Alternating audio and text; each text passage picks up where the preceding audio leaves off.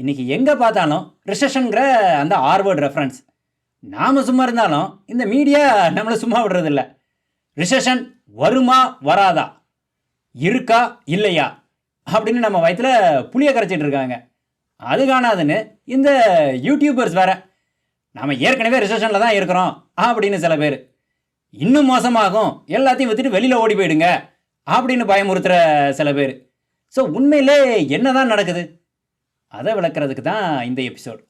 வணக்கம், என் பேர் விஜய் மோகன். நீங்கள் பார்த்துட்டு இருக்கிறது இன்வெஸ்ட்மெண்ட் இன்சைட்ஸ்.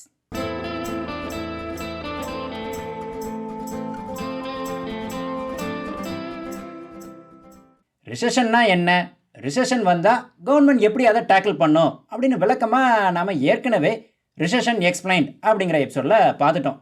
நீங்கள் இன்னும் அந்த எபிசோடை பார்க்கலன்னா முதல்ல அதை பாருங்கள். அப்போ தான் இந்த எபிசோடை ஈஸியாக ஃபாலோ பண்ண முடியும். ஒரு நாட்டோட எக்கனாமிக் ஆக்டிவிட்டி சிக்னிஃபிகண்ட்டாக குறைஞ்சா அதை தான் ரிசெஷன் அப்படின்னு சொல்கிறோம். யூஎஸோட இந்த வருஷம் Q1 ஜிடிபி பார்த்தா சோஃபார் எக்ஸ்பெண்ட் ஆகிட்டு தான் இருக்குது. அதாவது யூஎஸோட பொருளாதாரம் வளர்ந்துட்டு தான் போகுது. வளர்ந்துட்டு தான் போகுதா? அப்போ ஏன் எல்லாரும் ரிசெஷன் அப்படின்னு பயந்துட்டு இருக்காங்க? அதை புரிஞ்சிக்க கடந்த 2 வருஷமாக கொரோனா ஆரம்பித்த காலத்தில் இருந்து இன்ன வரைக்கும் சோஃபார் என்னெல்லாம் நடந்துருக்குது அப்படிங்கிறத நாம் தெரிஞ்சுக்கணும். 2020 மார்ச்சில் கொரோனாவோட தீவிரம் தெரிஞ்ச உடனே உலகம் பூரா லாக்டவுன் போட வேண்டிய சூழ்நிலை. லாக்டவுன்னா கண்டிப்பாக எக்கனாமிக் ஆக்டிவிட்டிஸ் கீழே போயிடும், ஜிடிபி குறைஞ்சிரும், ரிசெஷனும் வந்துடும். அப்போ அதை நம்ம எப்படி ஃபைட் பண்ண? நம்ம ஏற்கனவே ரிசெஷன் எபிசோடில் பார்த்த மாதிரி கன்சியூமர் ஸ்பெண்டிங்கும் பிஸ்னஸ் இன்வெஸ்ட்மெண்ட்ஸும் ஜிடிபியில் முக்கியமான காம்பனன்ட்ஸ். இந்த ரெண்டையும் ஸ்டிமுலேட் பண்ணி அதிகமாக்கினாலே ரிசெஷனை விட்டு வெளியே வந்துடலாம். ஸோ கன்சியூமர் ஸ்பெண்டிங், அதாவது நீங்களும் நானும் பண்ணுற அன்றாட செலவுகள், அதை கூட்டணும்னா நம்ம என்ன பண்ணலாம்? பொதுமக்கள்கிட்ட ஃப்ரீயாக காசு கொடுப்போம். அவங்க சம்பாதிச்ச காசுனா தானே செலவழிக்க யோசிப்பாங்க. ஃப்ரீயாக கிடைச்சா அல்லது ஃப்ரீயாக கிடைக்கிற மாதிரி ஒரு மாயையை உருவாக்குனா யோசிக்காமல் தாராளமாக செலவழிப்பாங்கள்ல. அதைத்தான் யூஎஸ் கவர்மெண்ட் பண்ணிச்சு. எல்லோருக்கும் ஆயிரக்கணக்கில் ஸ்டிமுலஸ் பணம் கொடுத்துச்சு. நாமளும் தாராளமாக செலவழித்து கன்சியூமர் ஸ்பெண்டிங்கை மேலே கொண்டு வந்தோம். அடுத்து பிஸ்னஸ் இன்வெஸ்ட்மெண்ட்ஸ், அதை எப்படி ஸ்டிமுலேட் பண்ண? குறைவான இன்ட்ரெஸ்ட்டுக்கு லோனை கொடுப்போம்.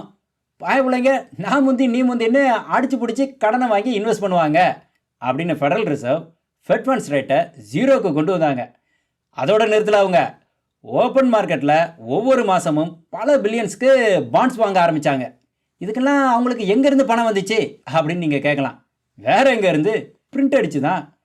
அவங்க நோக்கம் என்னென்னா இதெல்லாம் பண்ணி மார்க்கெட்டில் பணப்புழக்கத்தை அதிகமாக்கணும், அது ஆட்டோமேட்டிக்காக எக்கனாமிக் ஆக்டிவிட்டீஸை ஸ்டிமுலேட் பண்ணும் அப்படிங்கிறதான் அவங்க கோல்.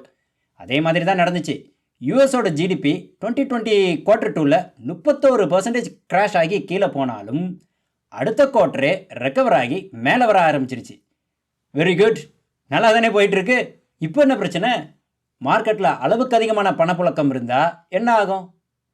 அந்த பணத்துக்கு மதிப்பு குறையும்.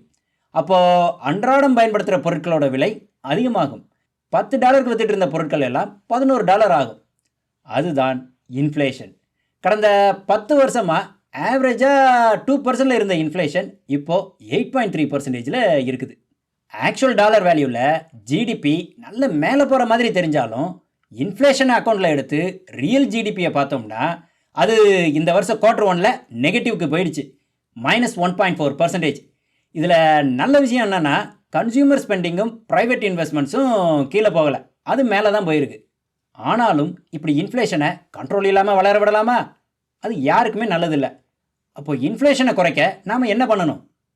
பணப்புழக்கத்தை குறைக்கணும். அதை குறைக்கணும்னா இன்ட்ரெஸ்ட் ரேட்டை கூட்டணும். அதை தான் ஃபெடரல் ரிசர்வ் பண்ணாங்க. பிப்ரவரி வரை கிட்டத்தட்ட 0ல் இருந்த ஃபெட் ஃபண்ட்ஸ் ரேட் ஏப்ரல் மாதம் 0.3%க்கு கூடிச்சு. இப்போ மே மாதம் 0.5% கூட்டி அனௌன்ஸ் பண்ணியிருக்காங்க. ஸோ இப்போ இருக்கிற கரண்ட் இன்ட்ரெஸ்ட் ரேட் 0.83%. இன்னும் வரும் நாட்களில் இது இன்னும் கூட்டப்படும் அப்படின்னு எதிர்பார்க்கப்படுது.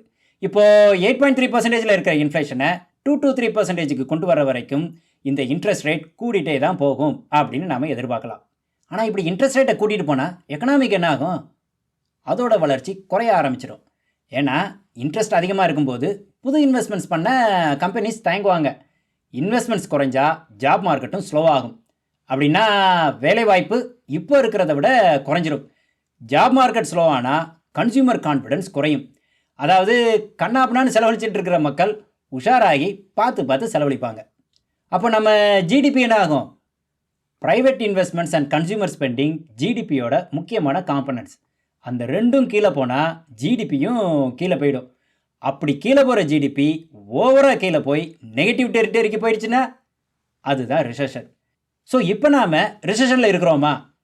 அது ஒரு கஷ்டமான கேள்வி. ஏன்னா ரிசெஷனுங்கிறது நடந்து முடிஞ்ச பிறகு தான் நமக்கு தெரியுமே தவிர நடந்துட்டு இருக்கும்போது நமக்கு தெரியாது. சோஃபார் என்ன நடந்திருக்குதுன்னா, இன்ஃப்ளேஷன் அதிகமாக இருக்குது. அதை ஃபைட் பண்ண ஃபெடரல் ரிசர்வ் 0.5% இன்ட்ரெஸ்ட் ரேட்டை கூட்டியிருக்காங்க. சோஃபார் இவ்வளோ தான் நடந்திருக்குது. இன்ட்ரெஸ்ட் ரேட் நம்ம நினைச்ச ரேட்டை விட வேகமாக கூடுது அப்படின்னு தெரிஞ்ச உடனே எல்லா கம்பெனிஸும் எக்கனாமி ஸ்லோ டவுன் ஆகும் அப்படின்னு எதிர்பார்க்குறாங்க. அவங்க ஃபர்ஸ்ட் குவார்ட்டர் ரிசல்ட்ஸ்லேயே இந்த வருஷம் அவுட்லுக்கை குறைச்சிட்டாங்க.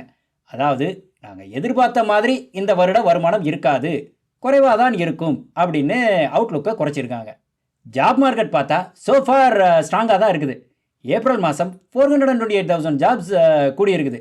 ஆனால் கம்பெனிஸ் எல்லாம் இந்த வருஷம் அவுட்லுக்கை குறைச்சிருக்கிறாங்கன்னா அவ்வளோ ஈஸியாக புது ஜாப் ஓப்பனிங் போஸ்ட் பண்ண மாட்டாங்க.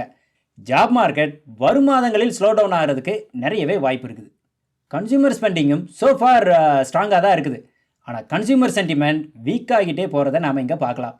கன்சியூமர் சென்டிமெண்ட் வீக்கானா மக்கள் பர்ஸை டைட் ஆகிடுவாங்க, செலவழிக்க மாட்டாங்க, ரீட்டைல் சேல்ஸ் கம்மியாகும். அதோட இம்பேக்ட் அடுத்த மாத ரிப்போர்ட்டில் தான் நமக்கு தெரியும். இப்படி எல்லா இடங்களிலும் நாம் எக்கனாமி ஸ்லோ ஆகிறதுக்கான க்ளூஸை பார்க்குறோம். ரிசெஷன் வரதுக்கான வாய்ப்பு அதிகமாக போய் தான் stock market index S&P 500 20%, Nasdaq 30% அப்படின்னு கீழே போயிருக்குது.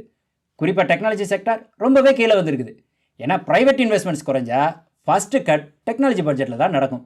அதனால தான் டெக்னாலஜி செக்டார் நல்ல அடி வாங்கியிருக்குது. ஸ்டாக் மார்க்கெட் எப்போவுமே ஃப்யூச்சரை தான் பார்க்கும். அதோட வளர்ச்சிக்கு ஷார்ட் டேர்மில் பிரச்சனைகள்னால் அது கீழே போகத்தான் செய்யும். அதுதான் இப்போ நடக்குது. இன்ஃப்ளேஷன் கண்ட்ரோலுக்கு வர வரைக்கும் மார்க்கெட் இப்படி தான் வொலட்டைலாக இருக்கும். எப்போ மார்க்கெட்டுக்கு எக்கனாமி சுருங்கிறத விட வளர்கிறதுக்கான வாய்ப்பு தான் அதிகமாக இருக்குது அப்படின்னு தெரிய வருதோ அப்போ தான் அது மேலே போக ஆரம்பிக்கும். அது எப்போ நடக்கும் அப்படின்னு யாராலையும் சொல்ல முடியாது. அதனால தான் மார்க்கெட்டை டைம் பண்ண முடியாது அப்படின்னு சொல்கிறோம். இந்த மாதிரி நேரத்தில் நாம் என்ன பண்ணலாம்? ஒன்றுமே பண்ணக்கூடாது. இதெல்லாம் part of business and economic cycle அப்படின்னு அக்செப்ட் பண்ணிவிட்டு லாங் டேர்ம்க்கு இன்வெஸ்ட் பண்ணதை தொந்தரவு பண்ணாமல் அப்படியே விட்டுடணும். இதுவும் கடந்து போகும். இல்லை என்னால் மார்க்கெட் பாட்டமாக துல்லியமாக கண்டுபிடிக்க முடியும், அதனால் எல்லாத்தையும் விற்றுட்டு வெளியே இருந்து வேடிக்கை பார்க்க போகிறேன், எங்கள் குருநாதரும் அதை தான் சொல்லியிருக்கிறார் அப்படின்னு நீங்கள் நினச்சா அது உங்கள் இஷ்டம். நான் ஒன்றும் சொல்கிறதுக்கு இல்லை. சீக்கிரமே அடுத்த எபிசோடில் சந்திப்போம். நன்றி, வணக்கம்.